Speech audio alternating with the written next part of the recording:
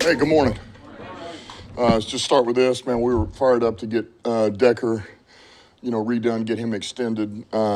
He's a pivotal piece of what we've been able to do here in the turnaround, and so, man, real fired up for him and his family, and it's good to have him here for the extended future. Good first day in pads. Certainly wasn't perfect. Inevitably, what happens is guys get, you get the man across from you, and it's full go, full tilt, and all the fundamentals you learned, you just throw them by the wayside, and that happens with some players. So we just got to clean that up, back them up here. Let's get back to what we do fundamentally, and get better. But man, the intensity was beautiful. There was an urgency, and I would expect it to step up today, another notch, and it'll be a more aggressive day, a little longer, and guys to really go out there and compete. So, questions? Taylor said you guys talked man-to-man at OTAs about the contract. I don't know how many times that's happened in your career, but is it a unique situation, and how special is that the trust is there between the two of you? No, it's not. Look, I've told those guys from day one, man, if something like that is bothering you, sir, you can always, as you know, Brad and myself, you come talk to us, and we will tell you what our mindset is, where we're at, what we're thinking. We're not going to shy away from that. So we've told everybody that. And so, Decker came up in the spring and we talked about it. That was on his mind, and so I told him, listen, we Brad and I, you're next. And this will come. Just let's give it a minute here. He's coming off of surgery. Let's just make sure you're good. We'll get you out there moving around in July, and all's good, and we'll go. And that's what happened. So I appreciate him trusting us, but all our guys know that, man. You got something on your mind, come up and talk. We can talk one-on-one, and I'll give you the straight up. Man, I remember what it was like as a player. And I was lied to at one point, and I will never do that to a player. So even if it's going to hurt a little bit, I want them to know the truth. You touched on it there maybe a little bit. We know a lot about the influences, I guess, of your coaching, but the open door policy, is that something you had, or is it more a reaction to the negative experience? Well, I think you learn all these things as you go. I just think, I know that had a bearing on, that had a bearing on me a little bit, and that's one of those things that, once you realize you're in you get in a position of, to where you're in that position to have decisions, to make decisions, you remember it. So I think, that's always been important. I would say, it probably had a big bearing on the policy that we have here. And Brad is absolutely the same way. He knows we don't shy away from those things. We're going to tell you what we feel. We try not, as much as we can. You can't divulge everything, but man, we want to be honest and upfront and not dance around things. One of the big offseason stories was the banning of the hip drop tackle. I'm just curious, as you guys put the pads on, how much emphasis are you placing against that technique and teaching against it? Yeah, so obviously it was, and they've got, on the league has sent out a video, and of course it's the worst of the worst, these things, the ones that they show on there. And so our guys know it. We talked about it in the spring. We know that, you got to get your head across. You got to continue to run your feet. And so, absolutely, it's something that we've talked about, that, we're not teaching that. It is a point of emphasis. And look, the only way to avoid it is to work on tackling. You have to work on some of these things, tackling. So, because it's not fair to your guys if you don't. You just react, and you're back into whatever it takes to get the guy down. So, listen, this league's always been about adjusting. This is a new rule. Our guys will adjust, and then we'll be just fine. What is the fine line there? I know you did some open field kind of tackling drills and the intensity. What's the fine line between getting that work, but keeping guys fresh, keeping guys healthy? Is that something you always battle with? You always battle with it. It's but I think there's what happens is, unless you do some of those things, I just go back to this. All right, whether you go pads, you don't go pads, you go live, you don't, you can always work on blocking. You can always work on releases. You can work on catching the ball. You can work on separation. You can work on run blocking, protection. Quarterbacks can throw coverage. You cannot work on you don't ever work on tackling unless you work on tackling, getting somebody to the ground. So that's one.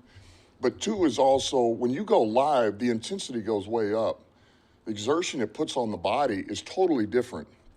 And your players need that because they have to do that on Sunday for 70 plays. And so I don't want that to be the first time. There's going to be some of these guys we don't play in the preseason. So I don't want this heavy exertion, all this torque through their body to be the first time 70 plays on Sunday. They need to get it now on grass. So that's another reason why we do it. But it is always a fine line. There's nothing easy about it. But I just feel like it's what's best for our guys and for our team. Speak about intensity. You're old enough to have gone through two-a-days. The NFL used to be a different league, and even in college, the Junction Boys, all that stuff. Has the NFL lost anything, do you think, without that intensity, or have you guys gained something by limiting how much, whatever it could be, in injury, and what do you think? Has it gotten less tough? No, look, I think the two-a-day, I think we have gained. I do. Listen, the days of the two-a-days, at some point in this camp, I'm going to put up the old two-a-day schedule so our players can see it, and the two scripts for the practices, but there again, they don't know what that is either. They don't know the reality of it. They know what we're in right now, and so everything is relative. But yeah, I mean, man, going full pads twice a day. The first practice is 3 hours, and the second one you back way down and go 2.5 hours. And if you're with Coach Parcells, you're real lucky. He'll take the pants off in the afternoon. You're still in shoulder pads, and it's still 2.5 hours. But pants are off, guys. And that was like, what a treat.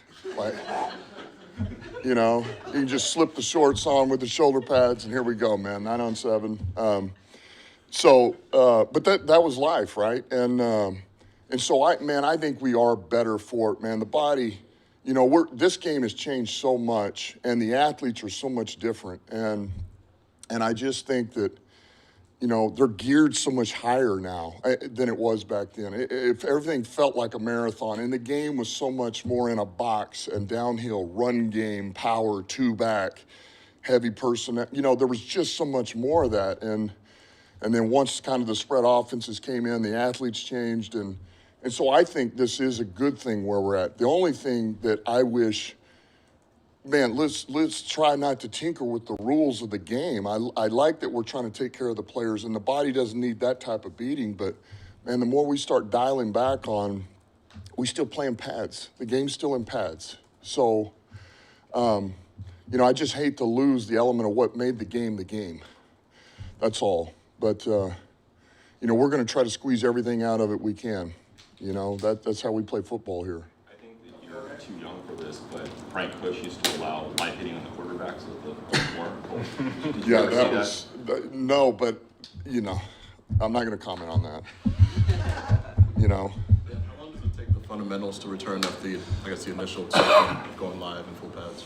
Oh, well, look, I would expect it's going to be much better today. And that's what happens is inevitably, you're just out there, man, trying to win. And you don't think about anything else. You're just trying to win. And so that's what last night was. You watch the tape, you go over it, man, our coaches are on it like, hey, man, we just talked about this. Look at your footwork. Look at your hand placement.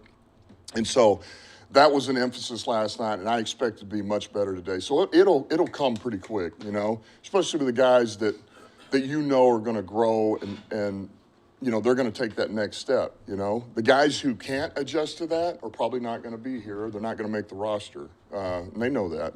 Was there anybody that you saw that really stepped out? I know you said that's when you really see guys separate themselves from roster spots. Was there anybody that leapt out at you once they put the pads on yesterday? Parker Hess. Yeah, he did some things.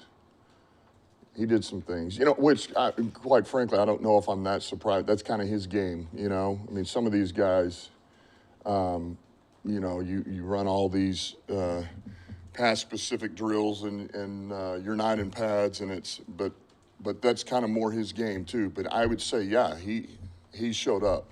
He showed up. Sorry. Not to magnify one spot, but yesterday was your first time to see your top 2 draft picks in pads for the first time.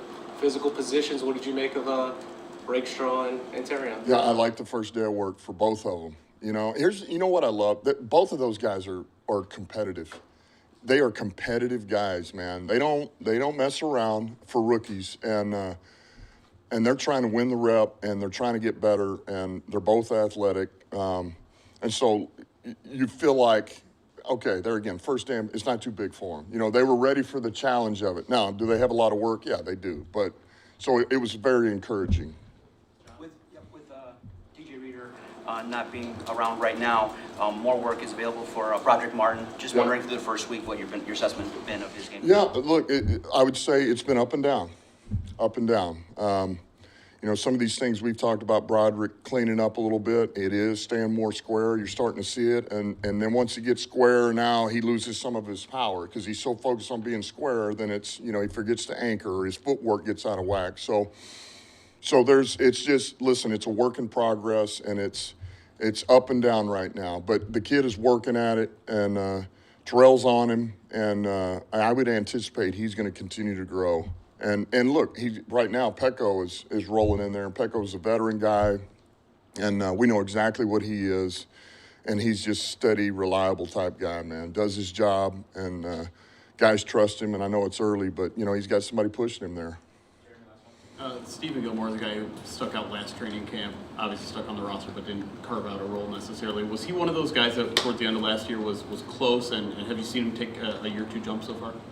I would say, man, you know, Gilmore's got ability, and I still feel like he needs a whole nother notch. He can take a whole nother notch up, you know. He's got natural instincts. He's pretty competitive, cover skills, and so he's one of those guys. Look, he's worked at it, but I expect more out of him.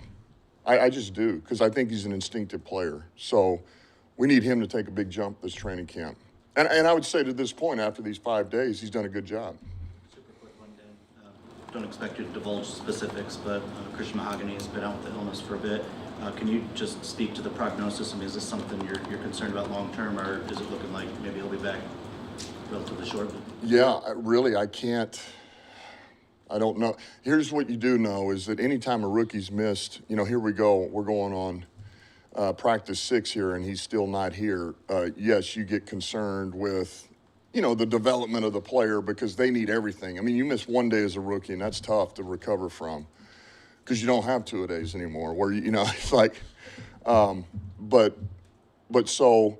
I don't want to say we're concerned, and it's a real thing, you know, this illness. And so it really is a day by day. We have virtually checked him in, so he's virtually in meetings and things of that nature. But man, when we know he's ready to get here and be a part of what we're doing, man, believe us, we'll get him here as fast as possible. But as of right now, yeah, we have to assume we don't have him. Okay, thanks.